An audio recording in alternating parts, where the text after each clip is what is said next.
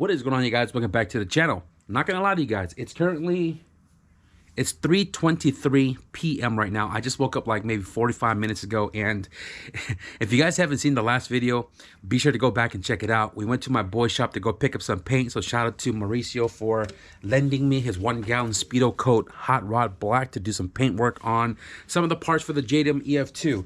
And also shout out, he gave me a stack of welding rods because I was running a little low on, I believe this is 035.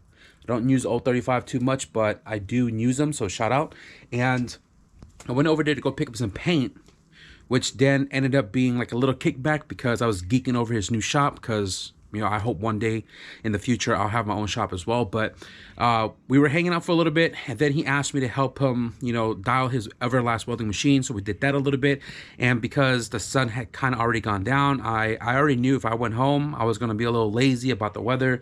Did a little bit of work, went inside, called it a night. But I decided instead, while I was at the shop, he was like, well, I came here today to do charge pipe work. So I was like, well, sorry for taking up your time. You know, if you want, I'll shift my focus today and let's just do your charge pipe work instead. So in that video, we did the charge pipes for his K-Swap Turbo EG utilizing the Just TIG log rear top mount manifold, and go show that video some love. We were hanging out last night. I got home at like 1:30. And then I had to edit a video, and then I slept super duper late, technically early in the morning, and that's why I just barely woke up. So I debated today, should I just kind of like relax, catch up on sleep, or come out here and do some work? So instead, we're here in the garage now. We're going to do some work on the JDM EF2. We're going to do some painting, and we're going to dive into the wiring system for the JDM EF2 engine bay, because right now it's just resting inside the car. Guys, look at the freaking paint. Dude, the camera does not do it justice. It's crazy every time I pop this hood. This paint be flossing. Anyways, not to toot my own horn. So what we're going to be diving into today is the wiring inside the car that needs to go back into the engine bay. So where'd it go? Huh.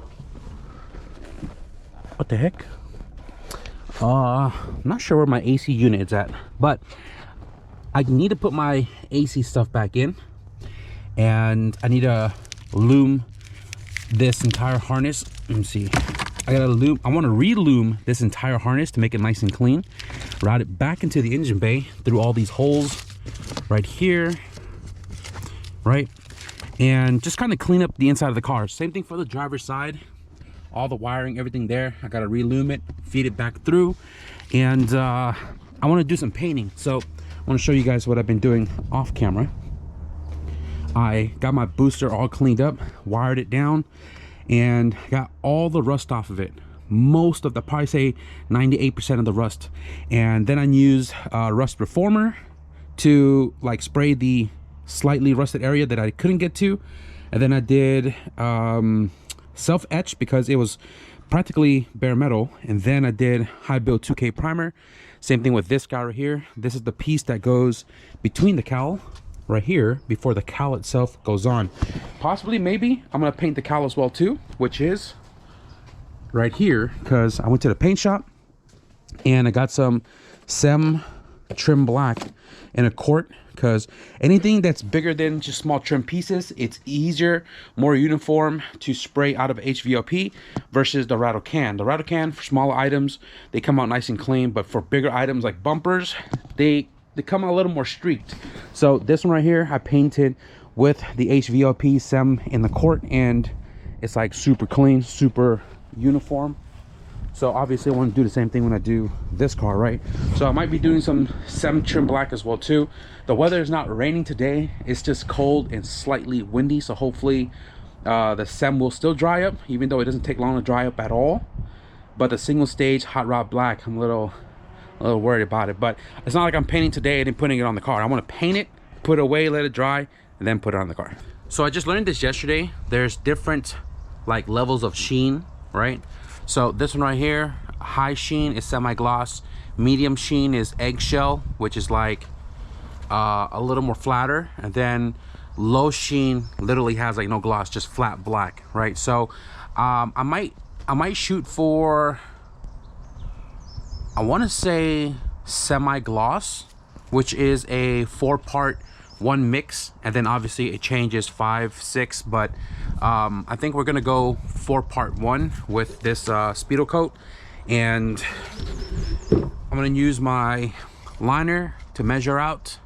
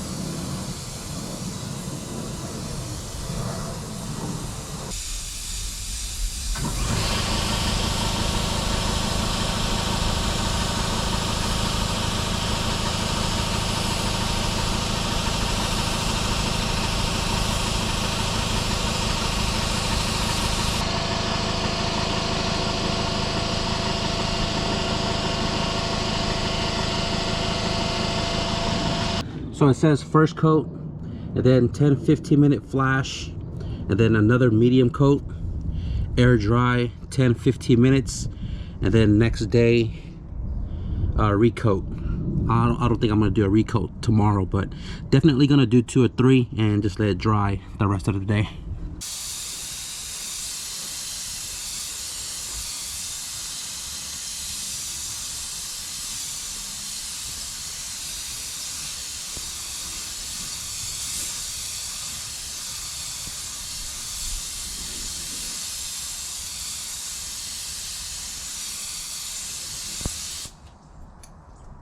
So it's been about 30 minutes on the second coat here, and I'm not sure if I chose the right sheen, because this literally looks like gloss black instead of semi-gloss. Because look at that reflection, dude. Looks good nonetheless though. Maybe next time around I'll kind of shoot for the flat black and see what that looks like, but regardless, this looks good because it's not rusted anymore, and it'll flow with the shininess of the engine bay. Although I wanted that OEM look, but I mean, take what you get. Okay, so let's dive back into the JDM EF2. I was gonna do the refresh on the wire loom right here, but I don't want to have to like be on the floor leaning over the seat and kind of, you know, putting pressure on my belly because all the laceration and stuff. But I want to pull it through the firewall, and I'm probably just gonna sit in the engine bay and just reloom it. I was gonna like do the mesh loom and stuff, but realistically I'm just gonna re-electrical tape the factory loom right here. It doesn't seem like much at all, but if you guys look right here, this whole entire section has no electrical tape. It's kind of weird. Never really noticed it before, but there's literally no electrical tape. So the tricky part is trying to remove the zip tie to retain these clips to put it back into the factory location, and just not breaking it. I'm trying to put all these guys back in the same spot, right? And I mean, there's only a couple of them, not too many, but yeah, looks pretty straightforward. So I'm gonna go ahead and feed it through that hole right there.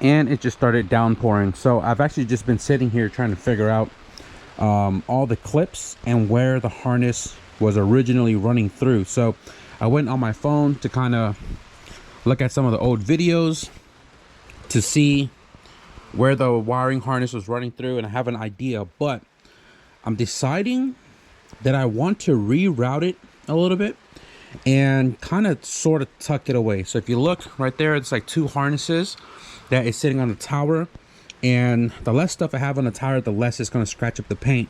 And one of that is the AC harness, I believe, and the other one is all the headlight wiring stuff. So this thing is long enough to kind of tuck it away. Sorry, it's getting dark. Engine bay is dark and the light is not helping so much.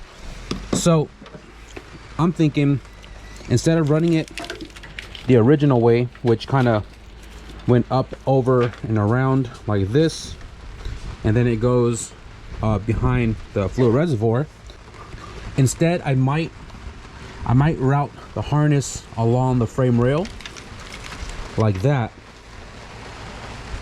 and around somewhere like that, and then everything goes into their home location. This thing is like almost freaking, I don't know, 1.5 feet long extra.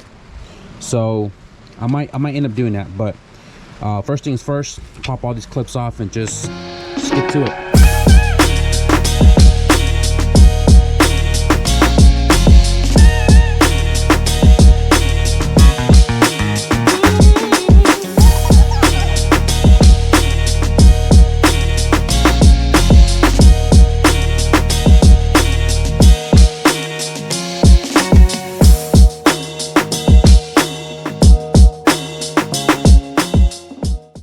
Guys, it's getting really cold and I kind of put a lot of my stuff away already, but I want to show you guys what I've gotten done so far on the passenger side. So I loomed up the factory harness, this guy right here, and I had the idea of like running it, you know, tucked underneath, and then I was like, crap, I need to figure out where the power steering line cooler sits, because this car has a cooler, right? And it actually sat in place of where I originally was going to run the harness, so I had to kind of change the idea up again. And then I was like, man, I'm not sure how I feel about all the stuff that's kind of like sitting in this corner. Although when the engine's in place, you're really not going to see it, right? But I don't know how I feel about all the stuff sitting right here. And mind you, we still need all the AC line, which I'm not going to pull out, but the AC line sits all the way up here, goes around and then down. So I think regardless of the fact of how much I want this to look clean, AC power steering stuff is gonna still make it look jam-packed in this corner. So I might even just run it back to the factory routing. The harness used to come up here and then goes around and down. And realistically, as long as it's cleaner, I mean, it shouldn't bother me too much. I think I'm just so used to like all of my cars have wire tucks, and this is probably going to be the first time in a long time that I'm keeping power steering and the AC unit. So I'm gonna wrap it up for tonight, kind of brainstorm a little bit. I actually thought about deleting the power steering cooler because there's literally no fins on here. Like, you know, I mean, granted, the condenser sits on the backside, and then this is going to be facing the front bumper, so obviously get cooled in a sense, but there's no fin on here. I don't know if it's a JDM thing, but the USDM has fins on here that kind of help, you know, like cool off the line. So if I can delete this, I would. If I can't, I won't.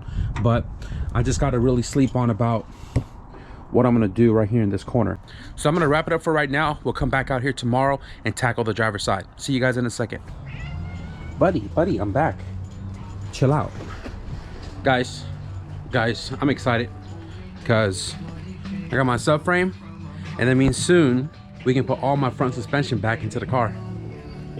So let's get you guys caught up real quick. Last night I left you off where I was like indecisive about how I wanted to run the wiring harness for the headlight and the power steering setup. I wanted to somehow incorporate the Chase Bay reservoir, and after kind of like thinking it through last night, I don't think I'm gonna run it, just because one, it doesn't fit right here, and two, if I run it in the rear, it's going to be close with the AC lines, with the intake manifold, and that means if I route it in the back, the hose that goes to the power steering itself is going to be longer, right? It's going to go from the front of the engine to the back, which means there'd be 2 lines because of the power steering line itself, which is which is this guy right here.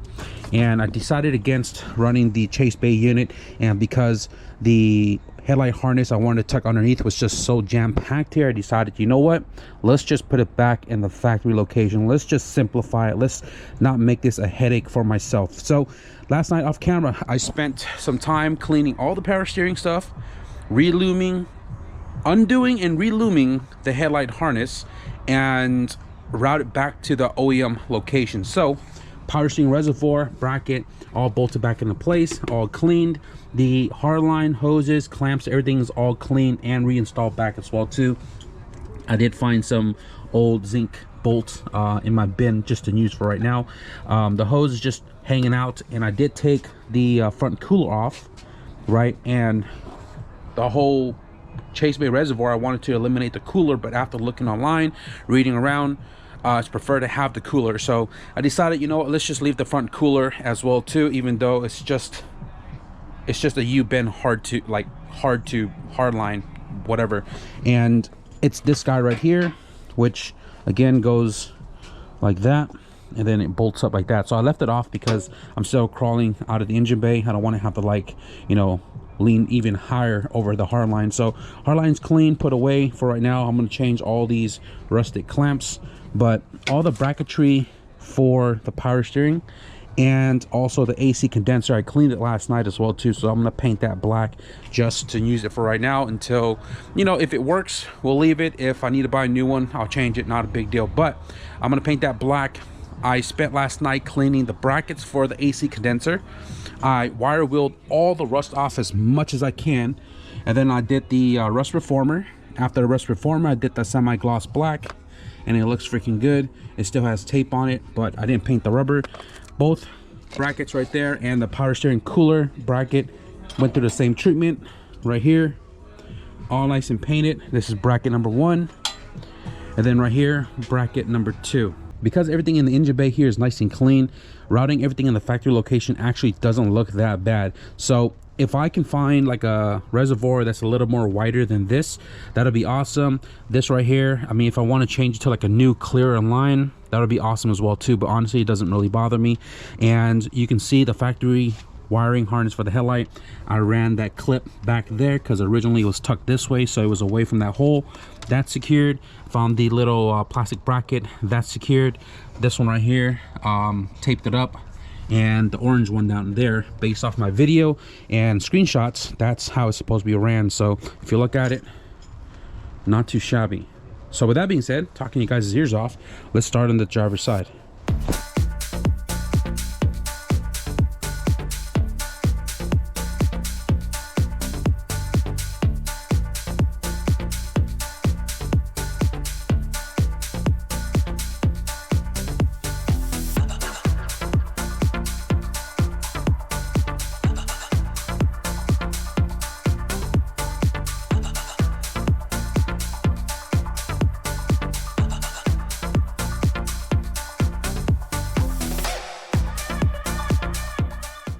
All right guys, so the headlight wiring harness on the driver's side is done for the most part, and I'm happy how it came out because I did this a little bit different. You guys might have not noticed it on the passenger side, but the passenger side had a couple of plugs that sat right here that went to, I don't know what it is, but it's like a box with like a bunch of vacuum lines for the carburetor that was in this car, right?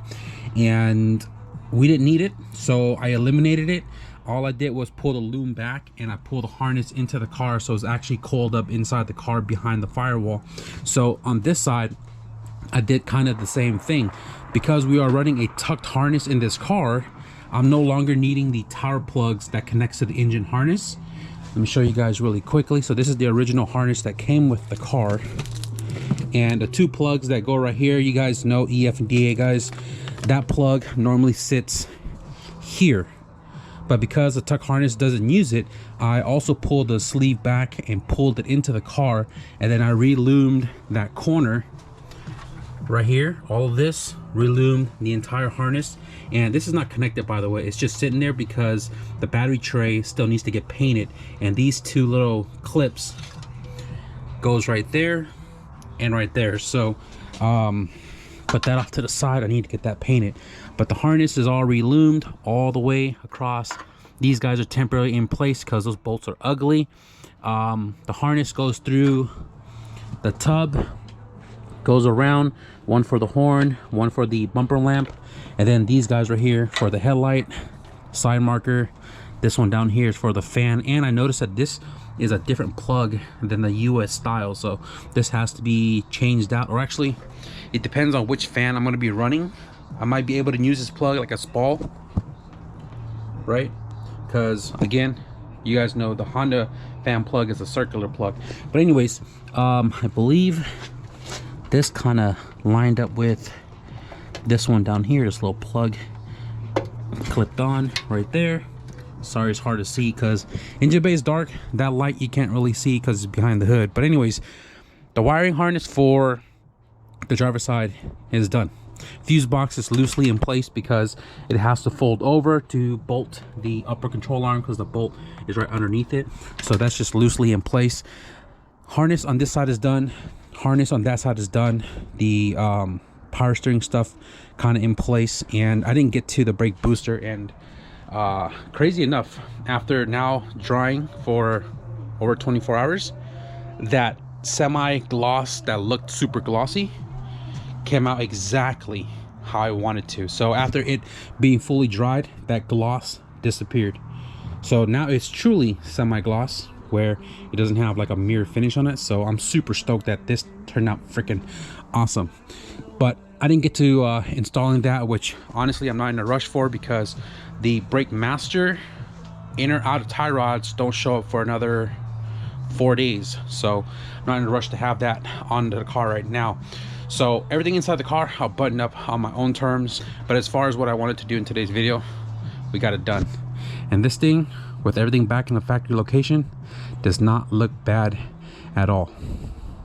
I need to fill up my propane tank because it is freaking cold outside and here inside the garage. But anyways, guys, we did quite a bit to the JDM EF2 engine bay, man. I'm very stoked because that was the most dreadful part. It took me a little while on and off camera to kind of figure out what it is I want to do with the bay, and kept changing ideas, kept running through different ideas like the power steering stuff, and I really lost a lot of time doing all of that. But sometimes that's just what you have to do. Sit back and kind of assess the situation and really be certain this is the way you want to do things, right? And I'm happy. Now that I see the engine bay with all like the stuff back in the tower, with everything being super shiny, I'm happy on how it turned out because it looks really good. You guys saw my subframe right here, freshly coated, looks freaking awesome. I kind of tore into it a little bit right here, and I'm waiting for the rest of the stuff to show up to like put the steering rack in the subframe, which honestly, I don't need the inner and outer tie rod right now. I can put the rack in and at least continue the process of putting the subframe back into the car, along with like all the spindos, upper control arm, lower control arm, etc., etc. But that's going to be the next move for the JDM EF2, because this has to go in before the motor can finally go in. And if you guys don't remember, we have this 96 spec B18C Type R, which was in my all-wheel drive CRX a couple of years ago. Has 1,200 freaking miles on it, and no, it's not going to be turbo. It's just sitting on there for right now. But I'm very stoked because we are nearing like really doing the big part of the build, because we have just about a month to get this car running, because we're going to be driving it 10 hours to SoCal. So very stoked to finally get the wiring and stuff done as far as the engine bay goes for the EF2. And I did get 2 packages today. One is also a big part to the brakes suspension portion of the car, which shout out to Valex Racing, not sponsored by any means. I literally ordered this like a night or so ago, and this literally came from Illinois, and it showed up super freaking fast. And if you guys don't remember, I also bought the same brake lines from the same company for my all-wheel drive sedan. So I bought this one because I realized I bought everything for the brake setup except brake lines, and most definitely was not going to run the factory rubber ones. So I ordered some stainless steel brake lines, and I believe, I'm hoping, I'm certain that these have the black sleeve on it to kind of go with the whole theme of the wheel well and, like, you know, the theme of the engine bay and such, which honestly I don't even know what the theme for the engine bay is just yet. But I got some brand new Valix Racing stainless steel brake lines with the black sleeve on it. This is going to keep it nice and sleek in the wheel well. Right, we have fronts and backs, and both of these are for disc brakes. So replacement brake lines for the rear. Front right there. I believe this was like $130 or something like that. And I believe I have this for the wagon as well too, because I bought specifically for rear drums, and Valix Racing was one of the first ones that popped up to have lines for rear drums. I actually got to order the rear lines again because we're going to be going rear disc on the wagon here soon. This one right here is from Amazon. Not car related at all, but it is something for my t-shirt ordeal behind us here. I robbed my mom of her lint roller and never really bought one of my own, so I ordered a pack. So it comes with 6. I'm gonna replenish one for my mom, the rest here for my t-shirt, and I guess that's it. That's all we have for packages today. But anyways, if you guys enjoyed today's video, be sure to leave a thumbs up, and if you guys want to stick around for IFOs this weekend for me in 4 days, which means tomorrow and the day after, we're going to be prepping the blue all-wheel drive car as far as maintenance go to make sure everything's Gucci potatoes with it, so we can drive it to Bakersfield to race IFO in the 1150 index. So if you guys want to stick around and see some maintenance on the all-wheel drive EF sedan, be sure to hit the subscribe button. But with that being said, thank you guys for watching, and I'll see you guys in the next video. Peace.